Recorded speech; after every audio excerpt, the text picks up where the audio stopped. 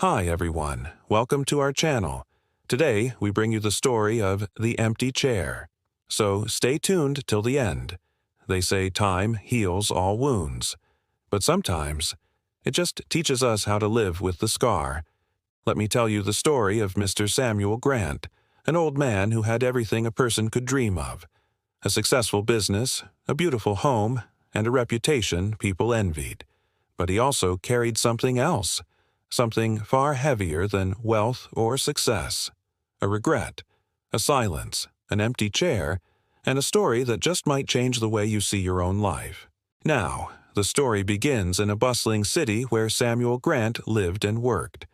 Samuel wasn't just a businessman, he was an empire builder. His company was the backbone of the city's growth.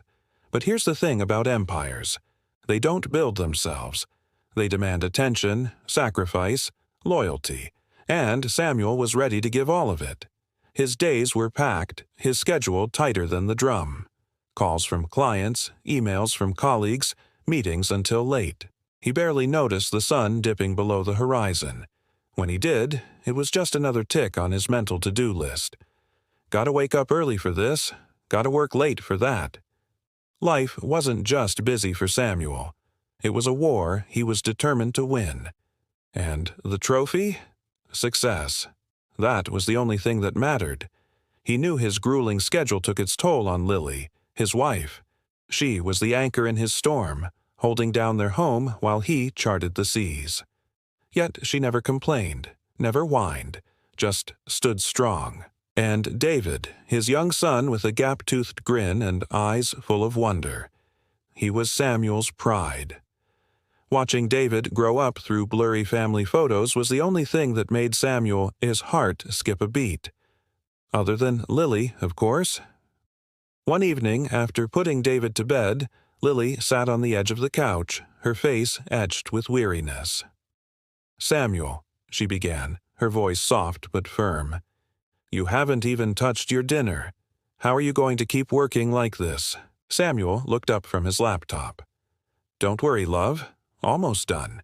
Just need to send a few more emails." He pecked her on the cheek and went back to his work. Lily sighed. She knew arguing was pointless. Samuel was a bulldozer when he set his mind to something. Years turned into decades.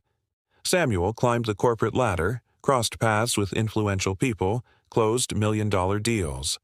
All the while, David grew up, his laughter echoing through the halls, his footsteps thundering like the drums of war. Samuel, though, didn't hear any of it. He was too busy waging his battles. And then one day, the call came. The biggest deal of his career. Relocating to another city. Starting fresh, bigger, better, higher stakes. It was the opportunity of a lifetime. But for Samuel, it meant uprooting his life, leaving behind the familiar streets, the old oak tree in the front yard under which David learned to ride his bike. When he shared the news with David, who was finishing high school, Samuel saw a flicker of hesitation cross his son's face, but it was quickly replaced by a smile. "Wow, an adventure. Can I come with you?" Samuel smiled back, ruffled his son's hair, and said, "Of course, bud, we're a team, remember?" But as the weeks passed and the moving day neared, that flicker returned, this time tinged with sadness. Samuel dismissed it. He was excited. New beginnings were always tough, but the thrill of the chase kept him going. So they moved, packed up their lives, their laughter, their dreams. And in the new city, Samuel started again, met new people, made new connections, built a new life. David, he enrolled in college, pledging to study business, which Samuel encouraged. But deep down, David had other plans. Every Sunday morning, Samuel and David would meet for breakfast. It was their ritual, their bonding time. But lately, David seemed distant. When asked about school, he'd shrug. When Samuel offered advice, he'd sigh. "Dad, I know you want the best for me, but I just don't see myself in that world." Samuel pressed, trying to understand, but David just shook his head, got up, and left without paying the bill. This continued for months. The missed calls, the unexplained absences, the unanswered questions. It was like David was a puzzle piece that no longer fit in Samuel's picture of their perfect life.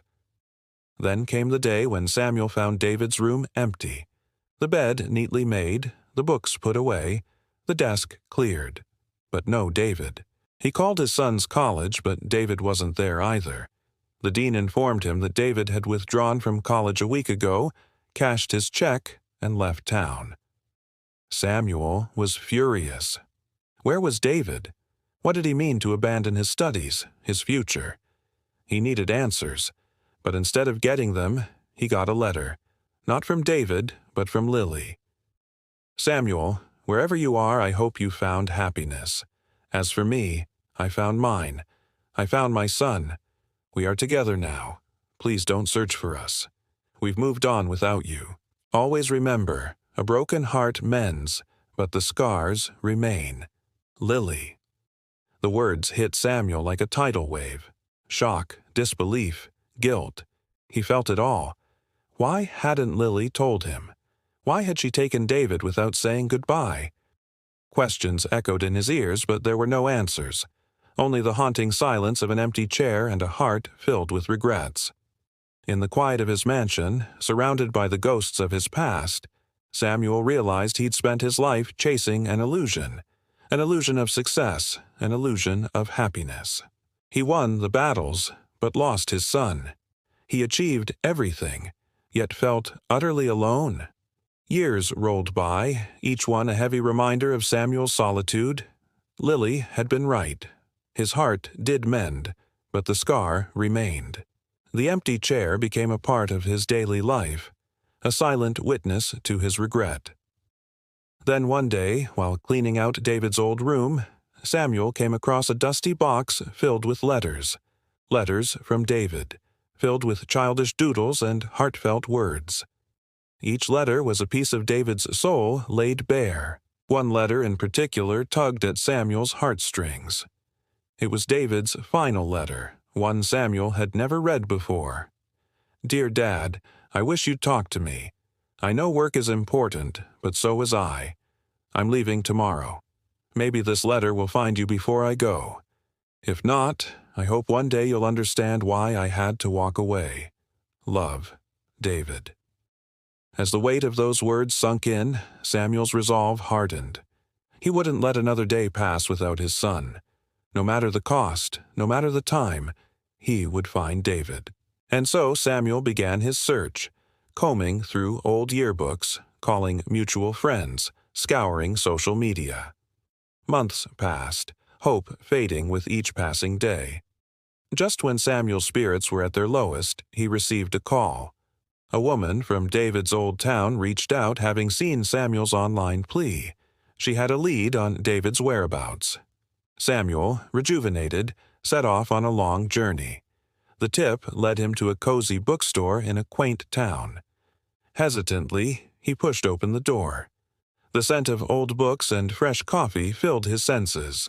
There, amidst towering shelves and comfy armchairs, he saw a man in his 40s reading a story to a little girl. It was David. Overcome with emotion, Samuel held back, afraid to interrupt.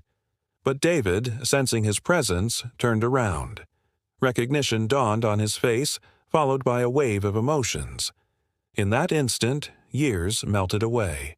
All that mattered was the reunion, the mending of a broken bond.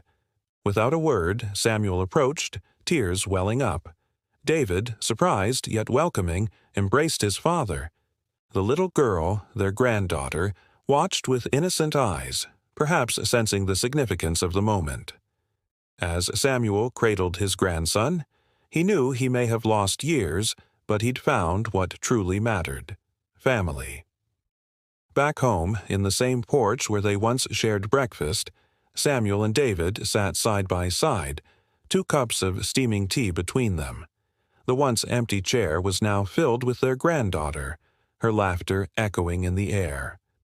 Samuel looked at David, no longer a little boy, but a man with a family of his own, and he realized that while he'd missed years, he'd gained something far more precious. Redemption.